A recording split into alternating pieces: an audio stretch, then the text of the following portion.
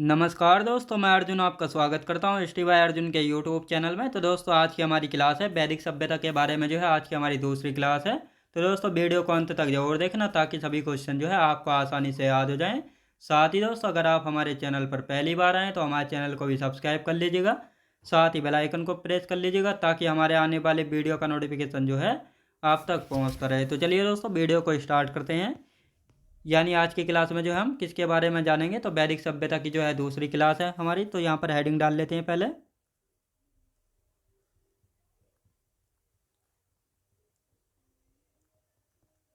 वैदिक सभ्यता की जो है आज की हमारी दूसरी क्लास है। और आज की क्लास में जो हम कौन कौन से जो है टॉपिक कवर करने वाले हैं, तो आज की क्लास में दोस्तों हम ऋग्वेदिक कालीन नदियों के बारे में जानेंगे, ऋग्वेदिक कालीन देवताओं के बारे में जानेंगे, ऋग्वेद में किन किन शब्दों का वर्णन है उन सभी के बारे में जानेंगे, और उपनिषदों के बारे में जो है जानेंगे। तो और इन इन चार टॉपिक को जो है आज की क्लास में जो है क्लियर करेंगे। और वीडियो को जो है अंत तक जरूर देखना साथियों, ताकि सभी कुछ जो है आपको अच्छे से जो है समझ आ जाए। तो यहाँ पर जो है सबसे पहले हमारा टॉपिक स्टार्ट होता है ऋग्वेदिक कालीन नदियाँ। यानी ऋग्वेद में जो है ऋग्वेद ऋग्वेदिक कालीन नदियाँ प्राचीन नाम क्या था और नया नाम क्या है, यानी वर्तमान समय में जो है इनका नाम क्या है। तो इन सभी के बारे में जो है जानेंगे। यहाँ पर पहले हेडिंग डाल लेते हैं ऋग्वेदिक कालीन नदियाँ। ऋग्वेदिक कालीन नदियों की यदि बात की जाए तो ऋग्वेदिक कालीन नदियों के बारे में सबसे पहले हम जानने वाले हैं। तो यहाँ पर लिखेंगे प्राचीन नाम। प्राचीन नाम, प्राचीन में जो है इन नदियों को किस नाम से जाना जाता था, और वर्तमान में जो है क्या नाम है, लिखेंगे यहाँ पर वर्तमान नाम। वर्तमान में जो है किस नाम से जो है जाना जाता है। तो अब स्टार्ट करते हैं। सबसे पहला आता है दोस्तों सिंध,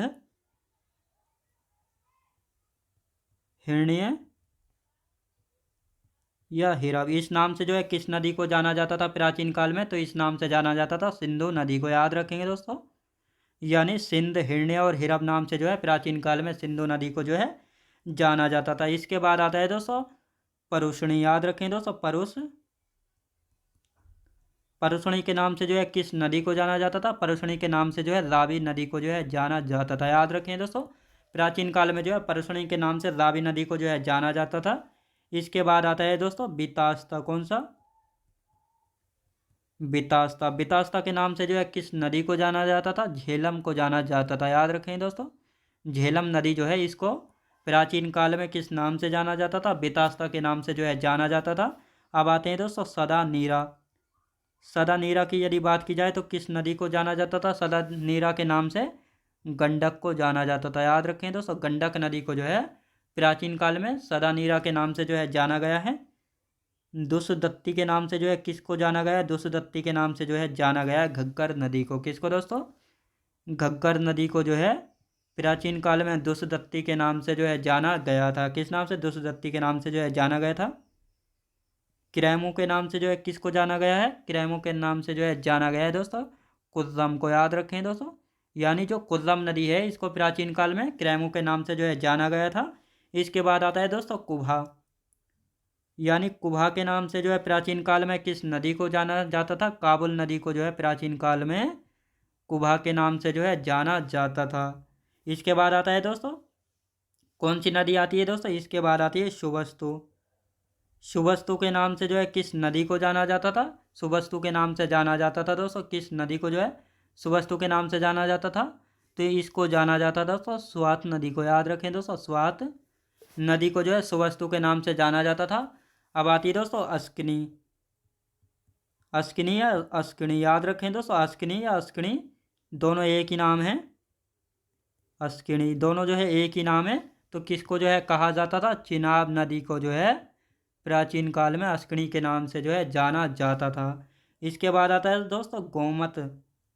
गोमत के नाम से जो है किस नदी को जाना गया है, तो गोमत के नाम से जो है गोमती नदी को जो है जाना गया है। याद रखें दोस्तों, गोमत के नाम से जाना गया था गोमती नदी को प्राचीन काल में। इसके बाद आता है दोस्तों गोमत के बाद आता है दोस्तों बिपाशा। बिपाशा के नाम से किस नदी को जाना जाता था, आप सभी को पता होना चाहिए, ब्यास नदी को जो है प्राचीन काल में बिपाशा के नाम से जो है जाना जाता था। शतुद्री के नाम से जो है किसको जाना जाता था, ये भी आप सभी को पता होना चाहिए, सतलुज नदी को। याद रखें दोस्तों, सतलुज नदी को जो है जाना जाता था प्राचीन काल में। अब आते हैं दोस्तों देवी तमा या माते तमा, लिखेंगे यहाँ पर देवी तमा या माते तमा। याद रखें दोस्तों देवी तमा या माते तमा के नाम से जो है किसको जाना जाता था? सरस्वती नदी को। याद रखें दोस्तों सरस्वती नदी को जो है जाना जाता था, और यही सरस्वती नदी है, इसी नदी के किनारे जो है वैदिक सभ्यता जो है बसी हुई थी। अब दोस्तों इसका जो है एक बार रिवीजन कर लेते हैं। सिंध, हिरण्य और हिराविस नाम से जो है सिंधु नदी को जाना जाता था प्राचीन काल में। परुष्णी के नाम से प्राचीन काल में रावी नदी को जाना जाता था। बितास्ता के नाम से झेलम नदी को। सदानीरा के नाम से जो है दोस्तों गंडक नदी को जो है जाना जाता था। दुष्दत्ती के नाम से दोस्तों घग्गर नदी को जो है जाना जाता था। क्रैमू के नाम से जो है कुल्लम नदी को जाना जाता था प्राचीन काल में। अब आते हैं दोस्तों कुभा नदी की यदि बात की जाए तो कुभा को जो है काबुल नदी को जो है प्राचीन काल में कुभा के नाम से जाना जाता था। सुवस्तु को स्वात नदी। अस्कणी या अस्किनी नाम से जो है चिनाब नदी को जाना जाता था प्राचीन काल में। गोमत के नाम से गोमती नदी को जाना जाता था। बिपाशा ब्यास नदी। शतुद्री सतलुज नदी। देवीतमा या मातेतमा सरस्वती नदी। याद रखेंगे तो ये प्राचीन काल नाम थे और न्यू नाम थे, याद रखेंगे। तो दोस्तों हमारा नदी का टॉपिक जो है क्लियर हो चुका है, यानी ऋग्वेदिक कालीन नदियों का हमारा टॉपिक कंप्लीट हो चुका है। अब हमारा नया टॉपिक शुरू होता है। कौन सा टॉपिक शुरू होता है दोस्तों हमारा नया? अब देखेंगे ऋग्वेदिक कालीन देवता, यानी ऋग्वेदिक कालीन देवता कौन कौन से, इन सभी के बारे में जो है देखेंगे। तो यहाँ पर लिखेंगे, हेडिंग डाल लेते हैं ऋग्वेदिक कालीन देवता। ऋग्वेदिक कालीन देवता के बारे में जानेंगे। अब कौन कौन से देवता हैं ऋग्वेदिक कालीन देवता, तो यहाँ पर लिखना स्टार्ट करते हैं। सबसे पहला आता है दोस्तों, कौन से देवता आते हैं सबसे पहले आते हैं इंद्र देवता। याद रखें दोस्तों इंद्र देवता की यदि बात की जाए तो ये जो है किसके लिए प्रसिद्ध थे? तो इंद्र देवता को जो है युद्ध एवं वर्षा का देवता जो है कहा गया था। युद्ध एवं वर्षा का देवता कहा गया है पूर्व वैदिक काल में। याद रखें दोस्तों इंद्र देवता को जो है युद्ध एवं वर्षा का देवता जो है कहा गया है। अब इनके बाद कौन से देवता आते हैं? इनके बाद आते हैं दोस्तों अग्नि देवता। कौन से? अग्नि देवता। अग्नि देवता को जो है अग्नि का देवता जो है कहा गया है। कौन से दोस्तों? अग्नि का देवता कहा गया। याद रखें दोस्तों, यानी अग्नि देवता को जो है अग्नि का देवता जो है कहा गया है। अब आते हैं दोस्तों वरुण देवता। वरुण देवता को जो है किसका देवता माना गया है? इनको जो है समुद्र और ऋतु परिवर्तन का जो है देवता माना गया। लिखेंगे यहाँ पर समुद्र व ऋतु परिवर्तन का देवता जो है इनको माना गया है। याद रखें दोस्तों वरुण देवता को जो है समुद्र व ऋतु परिवर्तन का देवता जो है माना गया। अब आते हैं दोस्तों सोम देवता। सोम देवता की यदि बात की जाए तो इनको जो है किसका देवता माना गया है? औषधि एवं वनस्पति का देवता जो है इनको माना गया। लिखेंगे वनस्पति व औषधि इनका देवता जो है माना गया है। याद रखें दोस्तों, यानी सोम देवता को जो है वनस्पति या औषधि का देवता जो है माना गया। अब देखते हैं दोस्तों उषा, इनको जो है किसकी देवी जो है माना गया? लिखेंगे यहाँ पर प्रगति एवं उत्थान या भोर की देवी जो है माना गया। याद रखेंगे दोस्तों भोर की देवी के नाम से जो है जाना गया है। किनको दोस्तों? इनको जाना गया उषा को। याद रखें दोस्तों। अब आते हैं कौन से? विष्णु देवता। याद रखें दोस्तों अब आते हैं विष्णु देवता। विष्णु देवता की यदि बात की जाए तो इनको जो है विश्व का संरक्षक एवं पालनकर्ता जो है माना गया। लिखेंगे यहाँ पर विश्व का संरक्षक एवं पालनकर्ता माना गया है। अब आते हैं नंबर 7 पर आते हैं दोस्तों मरुत देवता। मरुत देवता की यदि बात की जाए, मरुत देवता की यदि बात की जाए तो ये किसके देवता थे? ये मरुत देवता जो है दोस्तों ये आंधी और तूफान के देवता जो है कहे जाते थे। लिखेंगे दोस्तों आंधी एवं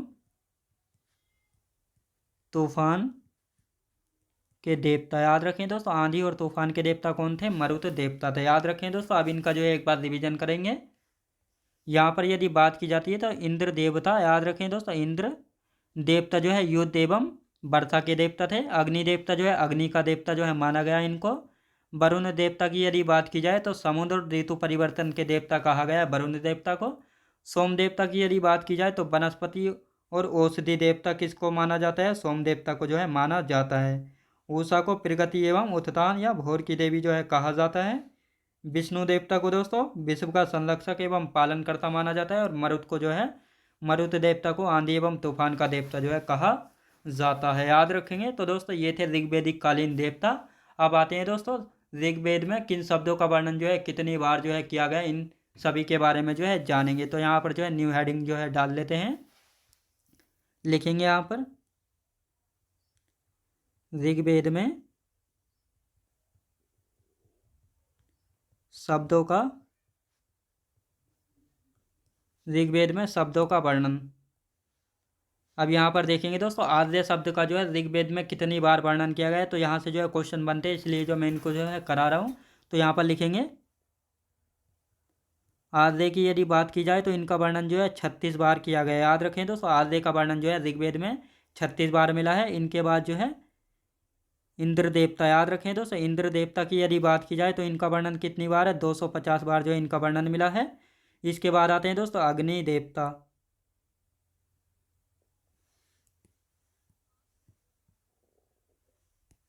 लिखेंगे अग्नि देवता का जो है 200 बार वर्णन मिला है। याद रखें दोस्तों अग्नि देवता का 200 बार। इनके बाद आते हैं विष्णु भगवान का जो है 100 बार यहाँ पर वर्णन मिला है। पिता शब्द का जो है कितनी बार वर्णन मिला है, तो इनका जो है 335 बार जो है वर्णन मिला है। माता शब्द का कितनी बार वर्णन मिला है, यहाँ पर माता शब्द की यदि बात की जाए तो 234 बार। याद रखें दोस्तों 234 बार जो है माता शब्द का जो है वर्णन मिला है। माता के बाद आता है दोस्तों कृषि शब्द का वर्णन कितनी बार मिला है, 33 बार जो है कृषि शब्द का वर्णन मिला है।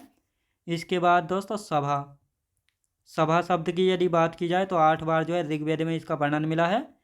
इसके बाद दोस्तों समेति का वर्णन जो है 9 बार मिला है।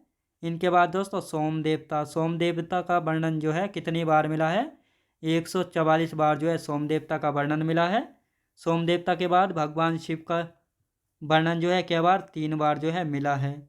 भगवान शिव के बाद जो है सिंधु नदी की यहाँ पर बात हो रही है, तो सिंधु नदी का जो है 55 बार वर्णन मिला है। कितनी बार दोस्तों, 55 बार जो है सिंधु नदी का वर्णन मिला है। याद रखें दोस्तों कितनी बार, 55 बार जो है सिंधु नदी का वर्णन मिला है। यहाँ पर लिखेंगे यमुना नदी का वर्णन कितनी बार, 3 बार यमुना नदी का।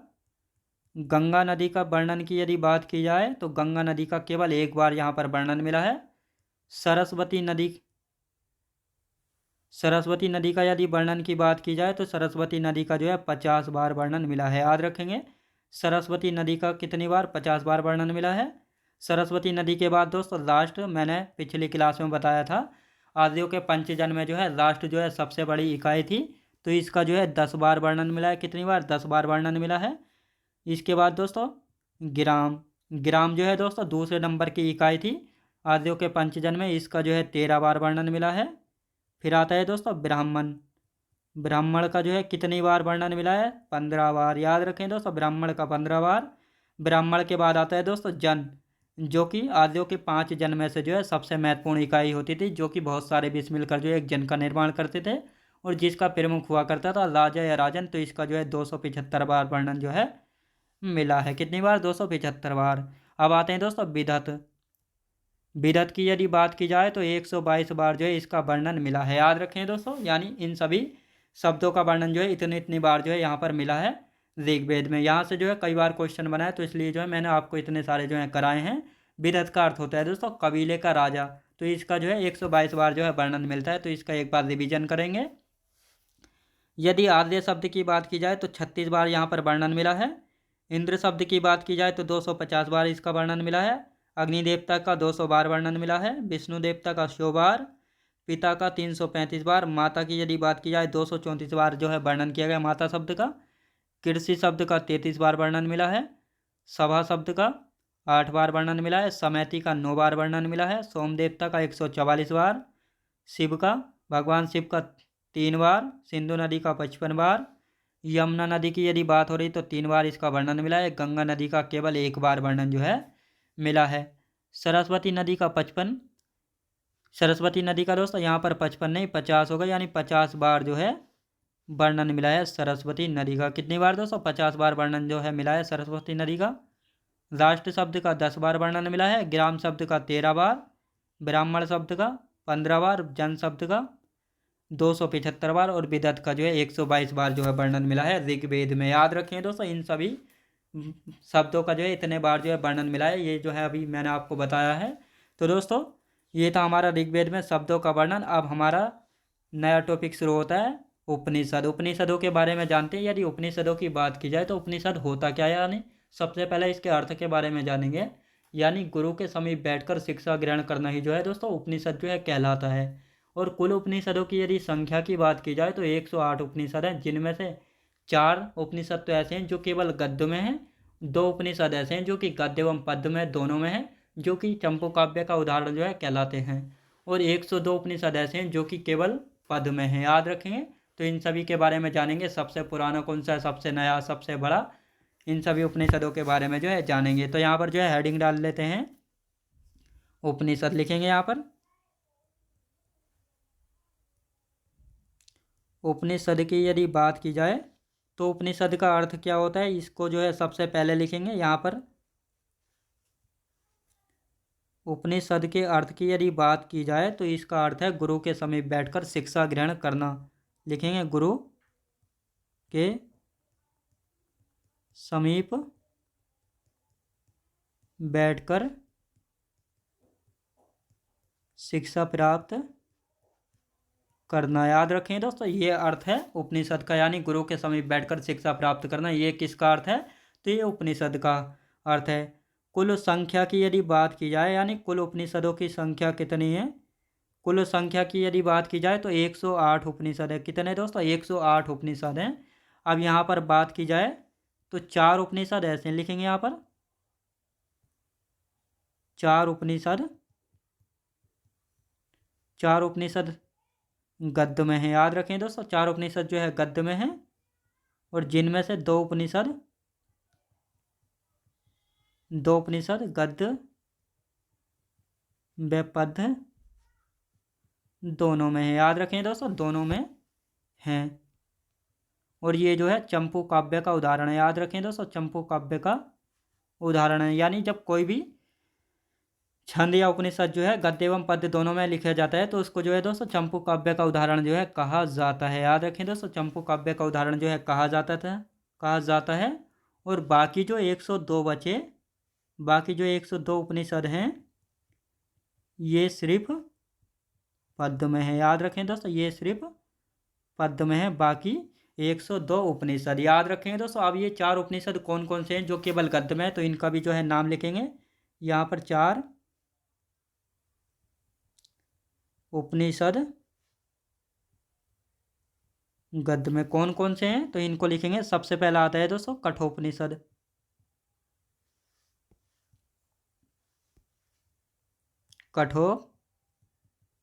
कठोपनिषद। इसके बाद आता है दोस्तों कौन सा आता है, इसके बाद आता है इस उपनिषद। इस उपनिषद दोस्तों कठोपनिषद से जो है एक संवाद जो है लिया गया, यहाँ पर लिखेंगे यम नचिकेता संवाद। यहाँ से इस प्रकार क्वेश्चन बनते हैं, यम नचिकेता संवाद जो है किस उपनिषद से लिया गया है, तो आपको पता होना चाहिए कठोप उपनिषद से जो है लिया गया। जिस प्रकार दोस्तों आप सभी को पता होगा सत्यमेव जयते जो है किस उपनिषद से लिया गया है, तो ये लिया गया मुंडकोपनिषद उपनिषद से। याद रखेंगे। तो इसी प्रकार जो है यहाँ से भी जो है क्वेश्चन बनता है। तीसरा है श्वेतांबर उपनिषद। लिखेंगे श्वेतांबर उपनिषद। और यदि चौथे की बात की जाए तो चौथा कौन सा उपनिषद है, चौथा है मैत्रेयणी। याद रखेंगे मैत्रेयणी उपनिषद। ये 4 उपनिषद जो है केवल गद्य में है। याद रखें दोस्तों, यानी 4 उपनिषद केवल गद्य वाले कौन से हैं, कठोपनिषद, ईश उपनिषद, श्वेतांबर उपनिषद और मैत्रेयणी उपनिषद। यम नचिकेता संवाद जो है ये लिया गया कठोपनिषद से। याद रखेंगे। आप देखते हैं दोस्तों 2 उपनिषद जो कि गद्य एवं पद्य दोनों में है, तो यहाँ पर हेडिंग डालेंगे 2 उपनिषद गद्य व पद्य दोनों में है। याद रखेंगे दोस्तों, गद्य व पद्य दोनों में। तो कौन कौन से हैं ये, तो यहाँ पर लिख लेते हैं इनको। एक तो दोस्तों प्रश्न उपनिषद है और दूसरा है कैन उपनिषद। लिखेंगे प्रश्न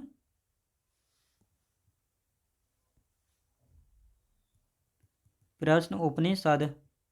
और दूसरा है दोस्तों कैन उपनिषद। कौन सा? कैन उपनिषद। ये दोनों उपनिषद जो है गद्य एवं पद्य दोनों में है, और ये जो है चंपू काव्य का उदाहरण है। याद रखें दोस्तों, चंपू काव्य का उदाहरण है। कौन कौन से दोस्तों? कैन और प्रश्न उपनिषद। याद रखें दोस्तों, यानी दो उपनिषद ऐसे हैं जो कि गद्य एवं पद्य दोनों में है। प्रश्न उपनिषद और कैन उपनिषद जो है इन्हीं दो उपनिषदों का उदाहरण है। याद रखें दोस्तों। आप देखते हैं दोस्तों, सबसे बड़ा उपनिषद, सबसे छोटा, सबसे पुराना, इन सभी के बारे में लिखेंगे। तो यहाँ पर लिखते हैं सबसे बड़ा उपनिषद। सबसे बड़ा उपनिषद कौन सा है? तो आपको याद होना चाहिए बृहदारण्यक उपनिषद। लिखेंगे बृहदारण्यक उपनिषद। अब यहाँ से जो है कई सारे संवाद जो है लिए गए हैं, और कई बार जो है यहाँ से क्वेश्चन बना है, तो इनको जो है लिखेंगे। सबसे पहले दोस्तों गार्गी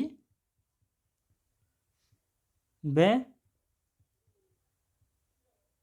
याज्ञवल्क्य संवाद। तो ये संवाद कहाँ से लिया गया है? तो बृहदारण्यक उपनिषद से जो है लिया गया है। दूसरा संवाद कौन सा है? तो दूसरा है याज्ञवल्क्य मैत्रेयी कात्यायनी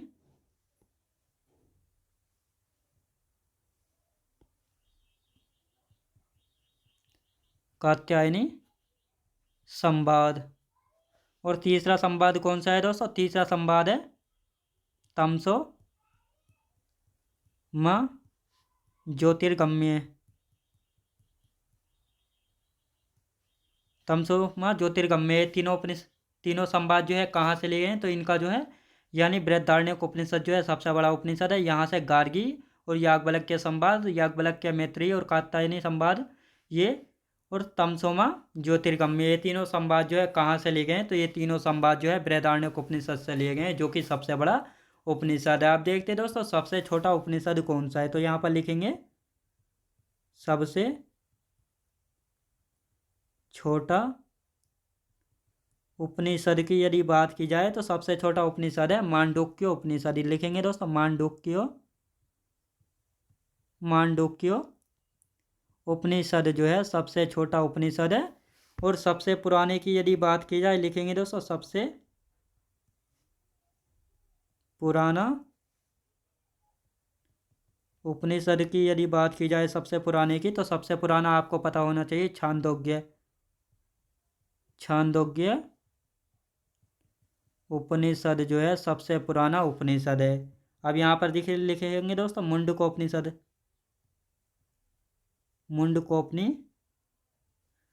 से जो है क्या लिया गया है? तो यहाँ से लिया गया है दोस्तों सत्यमेव जयते। आपको पता होना चाहिए सत्यमेव जयते जो है कहाँ से लिए गए? तो ये लिया गया है मुंडकोपनिषद से। दोस्तों इसका यानी जो हमारा ये उपनिषद का टॉपिक है, इसका जो एक बार रिवीजन करेंगे। तो यहाँ पर दोस्तों उपनिषद की यदि बात की जा रही है तो इसका अर्थ होता है गुरु के समीप बैठकर शिक्षा प्राप्त करना। कुल उपनिषदों की संख्या की बात की जाए तो 108 उपनिषद है, जिनमें से 4 उपनिषद ऐसे हैं जो कि केवल गद्य में हैं, 2 उपनिषद ऐसे हैं जो कि गद्य व पद्य दोनों में है, जो कि चंपू काव्य का उदाहरण है, और 102 उपनिषद ऐसे हैं जो कि केवल पद्य में है। याद रखेंगे। अब यदि बात की जाए सबसे बड़ा बात की जाए 4 उपनिषद ऐसे जो कि गद्य में, तो एक कठोपनिषद, ईश उपनिषद, श्वेतांबर उपनिषद और मैत्रेयी उपनिषद। और यही कठोपनिषद है, यहाँ से जो है यम नचिकेता संवाद जो है लिया गया। प्रीवियस ईयर में जो है कुछ पूछा गया प्रश्न है। अब 2 उपनिषद ऐसे हैं जो कि गद्य व पद्य दोनों में है, प्रश्न उपनिषद और कैन उपनिषद। ये दोनों जो है गद्य व पद्य दोनों उपनिषद हैं। याद रखें दोस्तों, जो कि चंपू काव्य का उदाहरण है। अब बात आती है सबसे बड़ा उपनिषद की। बृहदारण्यक उपनिषद जो है सबसे बड़ा उपनिषद है। यहाँ से जो है कई सारे संवाद जो है लिए गए हैं। तो ये कौन कौन से संवाद हैं जो कि कई सारे जो हैं लिए गए हैं? तो इनकी बात करते हैं। एक तो है दोस्तों गार्गी व याज्ञवल्क्य संवाद, दूसरे की याज्ञवल्क्य मैत्रेयी और कात्यायनी संवाद, तीसरा है तमसोमा ज्योतिर्गम्य संवाद। फिर है इसके बाद है दोस्तों सबसे छोटा उपनिषद की यदि बात की जाए तो मांडूक्य उपनिषद जो है सबसे छोटा उपनिषद है। सबसे पुराना उपनिषद की यदि बात की जाए तो छांदोग्य उपनिषद जो है सबसे पुराना है, और मुंडकोपनिषद से जो है सत्यमेव जयते को जो है लिया गया है। याद रखेंगे। तो दोस्तों मैं उम्मीद करता हूँ आपको वीडियो क्वालिटी कंटेंट वगैरह सभी कुछ आपको पसंद आया होगा। पसंद आया तो लाइक शेयर और सब्सक्राइब करना बिल्कुल भी ना भूलें। साथ ही दोस्तों अगर आप हमारे चैनल पर पहली बार आएँ तो हमारे चैनल को भी सब्सक्राइब कर लीजिएगा, साथ ही बेल आइकन को प्रेस कर लीजिएगा ताकि हमारे आने वाले वीडियो का नोटिफिकेशन जो है आप तक पहुंचता रहे। चलिए दोस्तों मिलते हैं नेक्स्ट वीडियोज़ में।